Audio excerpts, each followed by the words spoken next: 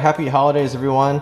Back again, continuing on our mini series here on what to do when you accidentally get a large bag of cranberries and you don't know what to do with them.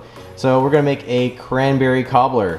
I have 2.5 cups of cranberry here and 1/4 cup of granulated sugar. For the cobbler topping, we have a cup of flour, a cup of sugar, and 2 eggs. And also we're going to melt 3/4 cup of butter. Let's go ahead and start by dumping all of our cranberries into our greased 8-inch baking dish. And sprinkle the sugar on top of that. Get that nice and mixed up, and we'll get our cobbler topping ready to go.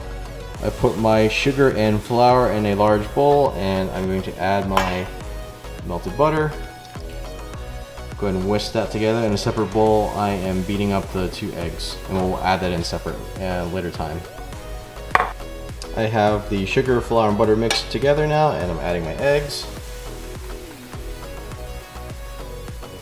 Then we'll stir this together until it's nice and smooth, and we'll put this on top of our cranberries that I've mixed with our 1/4 cup of sugar.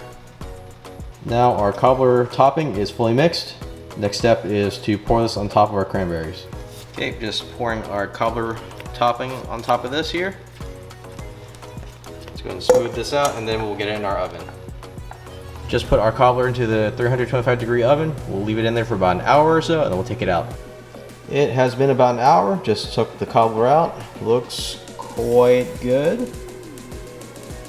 We'll go ahead and let it cool down, and we'll take a bite. All right, and our cobbler is all done. Let's give it a taste. It's pretty good. You get the nice tartness from the cranberries. Nice sweetness from the sugar you added to it.